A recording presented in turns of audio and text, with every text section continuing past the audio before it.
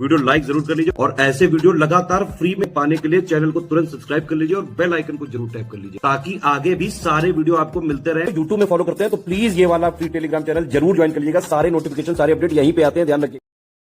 नमस्कार दोस्तों, प्राचीन भारत के इतिहास के एक और लेक्चर में आपका स्वागत है। हम लोग मौर्य पीरियड पूरा ख़त्म कर चुके हैं, अशोका के बारे में पढ़ चुके हैं। तो अब मैं आपको मौर्य से पहले जो 3 राजा हैं, 3 डायनेस्टी हैं, उसको बता दे रहा हूँ क्योंकि एग्ज़ाम में एक आती है। एक तो हर्यक वंश है आपका, हर्यक डायनेस्टी जो है, हर्यका डायनेस्टी, ठीक है। फिर उदयन, बिम्बिसार, इन सब के बारे में। नंदा डायनेस्टी, ठीक है। हर्यक के बाद जो आती है आपकी शिशुनाग, कौन सी? शिशुनाग। फिर नंदा, नंदा के बाद मौर्याज आते हैं। मौर्याज का पूरा इतिहास मैंने पढ़ा दिया। अब एक बार इन तीनों डायनेस्टी के बारे में भी देख लो क्योंकि इससे क्वेश्चन बनता है, ठीक है। फिर हम लोग पहुँचेंगे इसके बाद मौर्य, पोस्ट मॉडर्न पीरियड या मौर्योत्तर पीरियड, फिर जिसमें आपका क्या क्या मिलेगा, कालाशोक, ये सब मिल जाएंगे, ठीक है। सुंगा डायनेस्टी वगैरह। मतलब क्रोनोलॉजी समझ गए ना आप क्या है। पहले इंडस वैली सिविलाइजेशन है, फिर वैदिक पीरियड है, लेटर वैदिक पीरियड है यानी उत्तर वैदिक काल, बौद्धिज़्म है, जैनिज़्म है, फिर मगध जनपद के बारे में मैंने आपको बताया। अब मगध की 3 जो डायनेस्टी थी, हर्यक वंश, ये सब हैं। फिर मौर्य काल है, मौर्य के बाद मौर्योत्तर काल बताऊंगा आपको, फिर गुप्ता पीरियड आ जाएगा, फिर सातवां आना प्राचीन भारत खत्म हो जाएगा, ठीक है।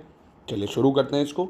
अगर आपने अभी तक चैनल को सब्सक्राइब नहीं करा तो प्लीज़ करिए, फुल तैयारी आपकी इसमें मैं करा दूंगा और प्लेलिस्ट बनी हुई है, पूरी प्लेलिस्ट फॉलो करिए किसी भी तरह की कंप्लीट तैयारी के लिए, ठीक है। चलिए, तो महाजनपदों के बीच राजनीतिक संघर्ष के कारण अंततः मगध का सबसे शक्तिशाली राज्य व विशाल साम्राज्य के केंद्र के रूप में उद्भव हुआ। सबसे शक्तिशाली राज्य कौन था? मगध था, ठीक है। राजनीतिक प्रभुत्व का उदय बिंबिसार के साथ हुआ जो हर्यक वंश से संबंधित था।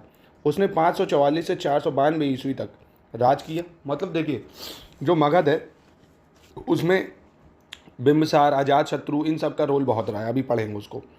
पुराणों के अनुसार मगध पर शासन करने वाला पहला वंश जो था वृहद्रथ था। कौन था? वृहद्रथ वंश था। जो पुराणों के अनुसार अगर बात करें, मगध पे पहला वंश वृहद्रथ वंश था और इसका संस्थापक वृहद्रथ ही था। उसके पुत्र जरासंध ने, किसने? जरासंध, जो आपने महाभारत में जरासंध पढ़ा होगा, जिसको कृष्ण जी ने बीच से फाड़ दिया था, कहते हैं, नहीं भीम ने फाड़ा था बीच से, है ना। जरासंध ने गिरिव्रत, जिसको राजगृह कहते हैं, को मगध की राजधानी बनाया था, ठीक है। नाम याद रखना, जरासंध वृहद्रथ का पुत्र था। उसने गिरिव्रत यानी राजगृह को मगध की राजधानी बनाया था। इस नगर के अन्य नाम क्या क्या थे? एक था कुशाग्रपुर, मगध का ही नाम था कुशाग्रपुर, वसुमती, मगधपुर, क्या क्या? कुशाग्रपुर, वसुमती, मगधपुर, वहद्रथपुर और बिंबिसारपुरी। क्या हो गया? बिंबिसारपुरी, ठीक है। बौद्ध ग्रंथों के अनुसार मगध का पहला वंश जो था वो हर्यक वंश था, आपको ये याद रखना है, ठीक है। मगध का जो पहला वंश था वो कौन था? हर्यक वंश। चलिए हर्यक वंश के बारे में देखते हैं। तो हर्यक वंश का जो शासक था वो बिंबिसार था सबसे पहले। टाइम की इतनी महत्वता नहीं है, ठीक है, बस ये याद रखो 5th से 4th सेंचुरी BC में था ये, ठीक है। 544 से 492 बिंबिसार। बिंबिसार इंपॉर्टेंट है, बुद्ध और महावीर के समकालीन था। जो गौतम बुद्ध है और महावीर स्वामी थे उनके समकालीन था। पहली चीज़, श्रोणिक या सैनी बिंबिसार की उपाधि थी। बिंबिसार की उपाधि क्या थी? श्रोणी या श्रोणीय, ठीक है। इसकी राजधानी क्या थी? बिंबिसार की राजगृह थी, जिसको गिरिव्रत बोलते थे। बिंबिसार को मगध का वास्तविक संस्थापक माना जाता था। क्या माना जाता था? मगध का वास्तविक संस्थापक। दीपवंश जो ग्रंथ है उसमें बिंबिसार के पिता का नाम बोधिस तथा मत्स्य पुराण में क्षेत्रोजस मिलता है, ठीक है। तो आपको क्या क्या याद रखना? अगेन, बिंबिसार हर्यक वंश का पहला शासक था, इसको श्रोणिक की उपाधि मिली थी, इसकी राजधानी गिरिव्रत थी और बिंबिसार जो था वास्तविक संस्थापक यही था, ठीक है। फिर आता है आशुघोष का जो बुद्ध चरित्र है। आशुघोष के बुद्ध चरित्र के अनुसार बिंबिसार हर्यक वंश का राजा था, ये भी हो गया, ठीक। जैन लेखकों के अनुसार बिंबिसार के पुत्र कौन कौन थे? कुणिक, हल, वेहल, अभय, नंदीसेन और मेघकुमार। बिंबिसार के ये पुत्र थे, कुणिक, हल, वेहल, अभय, नंदीसेन और मेघकुमार, ठीक है। बिंबिसार ने अपने निजी चिकित्सक राजवैद्य जीवक को, अब ये चीज़ याद रखना, जीवक जो था वो बिंबिसार के टाइम पीरियड का, ये पूछता है, जो राजवैद्य जीवक बिंबिसार के टाइम का था, जीवक को बौद्ध और संघ का चिकित्सक नियुक्त किया था। तो जीवक पूछ सकता है किसके शासनकाल में था? तो बिंबिसार के शासनकाल में था। आरंभ में बिंबिसार और अवंती नरेश प्रद्योत के साथ प्रतिद्वंदिता थी, लेकिन बाद में वे मित्र बन गए थे। जहाँ तक कि जब प्रद्योत की पीलिया हुआ तो ये तो कुछ ऐसा नहीं है। जैन लेखकों के अनुसार बिंबिसार ने कारागार में जहर खाकर आत्महत्या कर ली थी, आपको ये याद रखना है, ठीक है। इसकी मृत्यु कैसे हुई? इसकी मृत्यु हुई कारागार में जहर खा के। और विनय पिताका के अनुसार देवदत्त के उकसाने पर अजातशत्रु ने बिंबिसार की हत्या कर दी है। और कुछ ग्रंथ ये भी मानते हैं, जैसे विनय पिताका बुद्धिज्म का, कि देवदत्त जो था इनका पुत्र, उसी ने उसकी हत्या कर दी थी, ठीक है, अजातशत्रु के बिंबिसार की हत्या कर दी। देवदत्त के उकसाने पर, माफ़ कीजिएगा, अजातशत्रु जो कि पुत्र था बिंबिसार की, उसने हत्या कर दी। तो ये तो छोटा सा इतिहास था बिंबिसार का। अब बिंबिसार के बाद आ जाता है अजातशत्रु, ठीक है, बिंबिसार के बाद अजातशत्रु 492 से 460 ईस्वी पूर्व। अजातशत्रु भी हर्यक वंश का सबसे शक्तिशाली और आक्रामक शासक था। उसने अपने पिता की सैन्य विजय द्वारा विस्तारवादी नीति का पालन किया। कुणिक और वैदेही पुत्र अजातशत्रु की उपाधियां थी, ठीक है। अजातशत्रु की उपाधियां क्या थी? कुणिक और वैदेही पुत्र, कुणिक और वैदेही पुत्र। ऐसा माना जाता है कि मगध पर राज करने की व्यग्रता में उसने अपने पिता की हत्या कर दी और सिंहासन पर कब्जा कर लिया। अब देखो, जैसे अभी ऊपर देखा ना, कहते हैं कि अजातशत्रु ने ही बिंबिसार की हत्या कर दी थी, ठीक है। उसी के राज्यकाल में हर्यक वंश अपने गौरव के सर्वोच्च शिखर पर भी पहुंचा था अजातशत्रु के, ठीक है। और अजातशत्रु के शासनकाल के 8वें वर्ष में बुद्ध का महापरिनिर्वाण हुआ था। बुद्ध का महापरिनिर्वाण अजातशत्रु के शासनकाल में हुआ, ये जरूर याद रखो। 8वां वर्ष था, ये भले मत याद रखो, पर जब पूछेगा बुद्ध को महापरिनिर्वाण मिला तो किसका शासन था? अजातशत्रु का, ठीक है। इसी के समय में ही प्रथम बौद्ध संगीति का भी आयोजन हुआ, बहुत इंपॉर्टेंट है ना। प्रथम बौद्ध संगीति अजातशत्रु के शासनकाल में हुई। अजातशत्रु का सर्वप्रथम संघर्ष अपने मामा प्रसेनजीत के साथ हुआ, प्रसेनजीत के साथ, जो कि बिंबिसार को मिले सलूक से व्यवस्थित था। प्रसेनजीत ने अजातशत्रु से काशी राज्य को वापस करने को कहा, जिससे उसकी माता को दहेज में दिया गया था। मतलब प्रसेनजीत जो था काशी का राजा था, अब इसने काशी को वापस मांगा। अजातशत्रु ने काशी को वापस करने से इनकार कर दिया और एक भयंकर युद्ध के बाद ही प्रसेनजीत काशी को मगध के साथ छोड़ने के लिए तैयार हो गया, ठीक है। मतलब कहने का इन शॉर्ट ये याद रखना भैया, काशी मांगा था प्रसेनजीत ने, किससे? अजातशत्रु से। फिर इन दोनों के बीच में इसमें युद्ध भी हुआ, पर ये काशी हासिल नहीं कर पाया, वो मगध में ही मिल गया, ठीक है। सिंपल सी चीज़। इसी तरह अजातशत्रु ने अपने नाना वैशाली नरेश चेतक के साथ युद्ध किया और 16 वर्ष तक चले लंबे युद्ध के पश्चात वह वैशाली का पराक्रम तोड़ने में सफल रहा। वैशाली से भी युद्ध अजातशत्रु का हुआ, काशी से भी युद्ध हुआ, ठीक है। इसी प्रकार उसने न केवल काशी को अपने पास बरकरार रखा, बल्कि वैशाली को भी मगध में मिला लिया, ठीक है। काशी को भी लिया, वैशाली को भी मिलाया। अजातशत्रु ने 2 नए प्रकार के सैन्य हथियारों का प्रयोग किया था। कौन कौन से?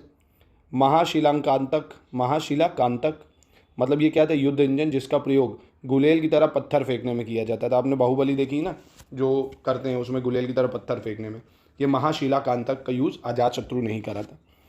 और दूसरा है रथमूसल। रथमूसल मतलब बड़ी संख्या में वध करने के लिए गदा वाले रथ, ठीक है। गदा वाले रथ नहीं होते थे जो, वो भी इसने यूज़ करे थे, ठीक है।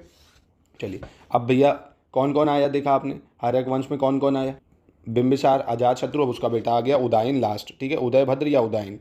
ये अपनी राजधानी राजगृह से पाटलिपुत्र शिफ्ट करता है, सबसे इंपॉर्टेंट पॉइंट है ये। उदयभद्र ने पाटलिपुत्र, जो कि आधुनिक पटना है, उसको अपनी राजधानी बनाया, जो कि गंगा और सोन नदियों के संगम पर स्थित थी।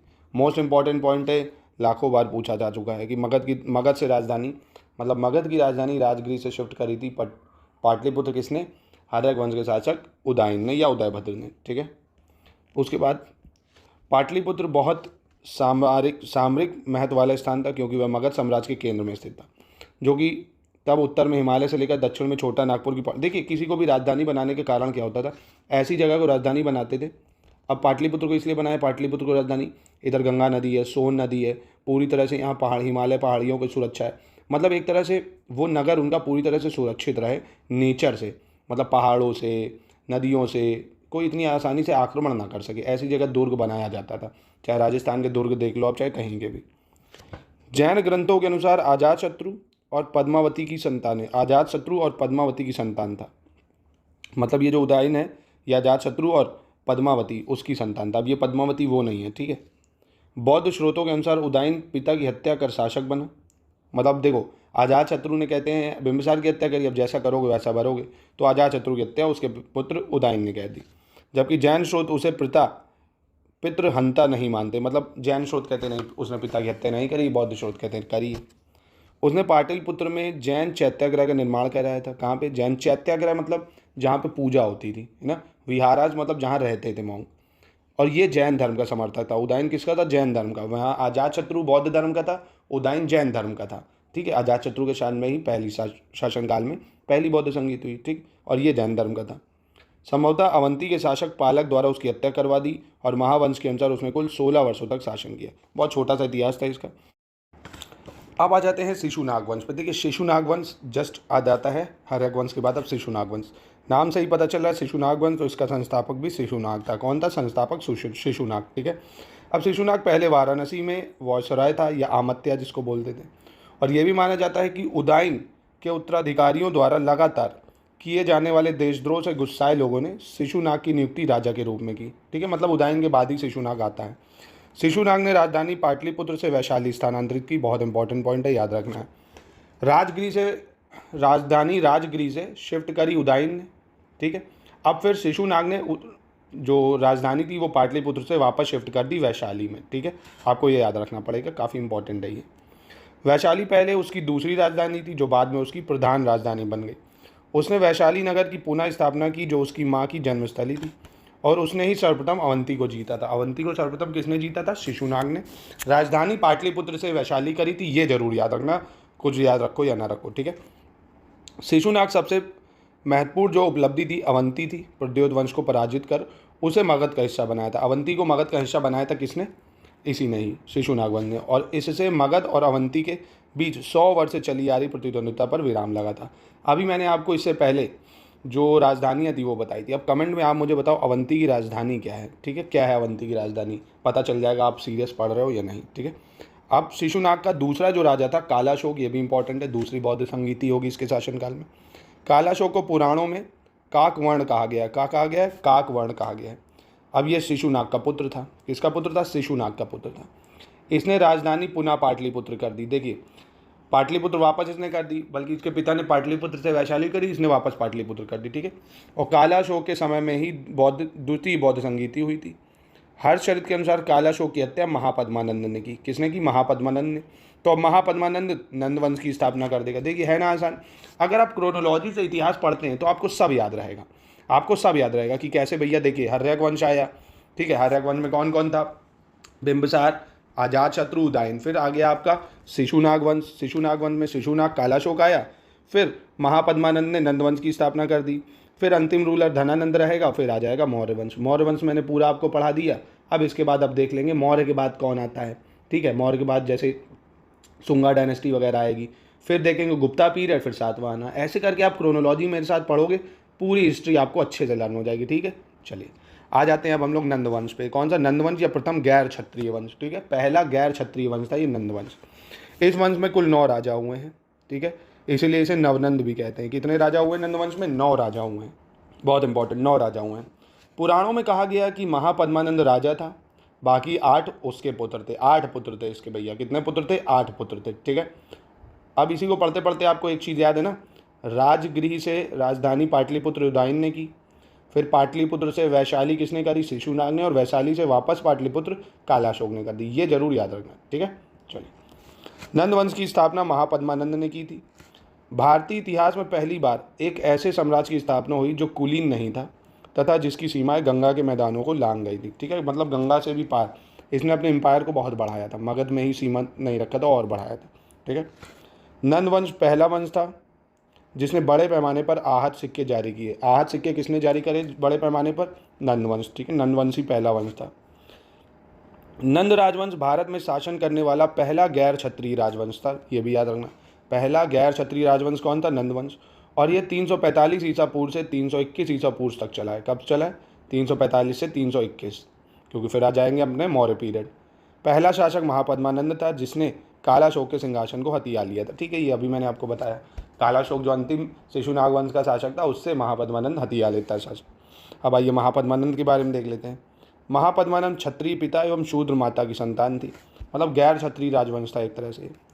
और महापद्मानंद अपनी विशाल सेना के कारण पाली ग्रंथों में उग्रसेन के नाम से भी जाना जाता है। अब आपसे पूछ सकता है उग्रसेन किसको कहते थे? तो महापद्मानंद को ही उग्रसेन के नाम से जाना जाता है। किसको? महापद्मानंद को उग्रसेन के नाम से जाना जाता है। ठीक है, चलिए आगे। महापद्मपति, उग्रसेन और एकराट महापद्मानंद की उपलब्धियाँ हैं। महापद्मानंद की उपाधियाँ कौन कौन सी हैं? महापद्यपति, उग्रसेन, एकराट। तो कोई याद रहे ना रहे, एकराट जरूर याद रखना, पूछ चुका है। उग्रसेन, ये बहुत इंपॉर्टेंट है कि महापद्मानंद को उग्रसेन और एकराट कहा जाता था। ठीक है, एकराट और उग्रसेन कहा जाता था। चलिए ब्राह्मणवादी ग्रंथों के अनुसार वह निचली जाति से संबंधित था या कम से कम गैर क्षत्रिय जाति का था, जबकि पुराणों के अनुसार वह शिशुनाग वंश के राजा और एक शूद्र औरत का पुत्र था। शिशुनाग वंश के राजा और एक शूद्र औरत का पुत्र था, ये कुछ पुराण कहते हैं। इसलिए नंदों को अधार्मिक भी माना गया, क्योंकि भैया आप क्षत्रिय कुल के नहीं थे, थोड़ा मतलब नीचे कुल के थे। और बौद्ध ग्रंथ नंदों का वर्णन अनंत कुल से संबंधित रूप में करता है। तो मतलब कुल मिला के इसमें डिस्प्यूट है कि जो नंदाज थे वो कौन थे, क्षत्रिय थे, शूद्र थे, कौन थे। वह भारत का प्रथम साम्राज्य निर्माता, भारत का प्रथम होना चाहिए, प्रथम साम्राज्य निर्माता, एकारत होने का दावा करने वाला, एकमात्र ऐसा शासक जिसने अन्य सभी शासकों को नष्ट कर दिया।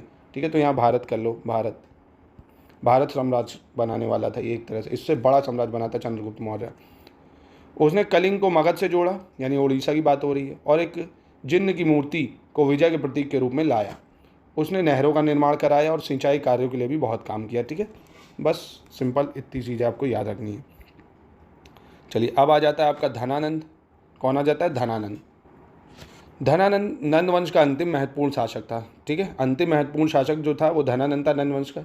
धनानंद को यूनानी लेखकों ने अग्रमीज या जैंड्रमीज कहा है। क्या कहा है? अग्रमीज या जैंड्रमीज। बहुत इंपॉर्टेंट है कि पूछ लेगा आपको अग्रमीज कौन था और जैंड्रमीज कौन था। धनानंद को कहा गया, किसको कहा गया? धनानंद को। ठीक है, और धनानंद का सेनापति जो था वो भद्रशाल और मंत्री शक्ताल था।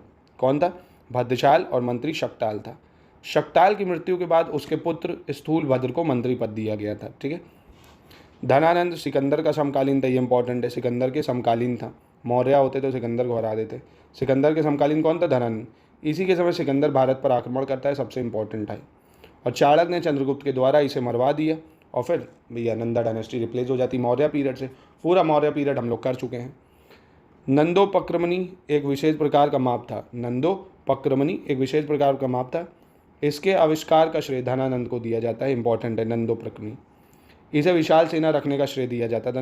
धनानंद जो था बहुत विशाल सेना रखे था, फिर भी चंद्रगुप्त मौर्य ने इसको हरा दिया। तो अब देखिए क्रोनोलॉजी समझिए, हमने ये करा मौर्य वंश करा, अब मैं आपको कराऊंगा मौर्योत्तर काल। ठीक है, मौर्योत्तर काल करेंगे, उसके बाद गुप्ता पीरियड करेंगे, तब जाके ये पल्लवाज वगैरह आएंगे, अभी नहीं। ठीक है, तो क्रोनोलॉजी मैं करा दूंगा आपको, उसी के हिसाब से चलेगा सब। तो अच्छे से इसको कर लीजिए, हो गया मगध साम्राज्य। अब आपको कल मैं नेक्स्ट वीडियो दूंगा मौर्योत्तर काल, या मौर्य के बाद क्या कौन कौन शासक आते हैं उसके बारे में, जैसे पुष्यमित्र, शुंग है ना, शुंग राघवंश, अग्निमित्र, देवभूति, कण्व वंश, इन सब के बारे में जानेंगे कल। ठीक है, नमस्कार।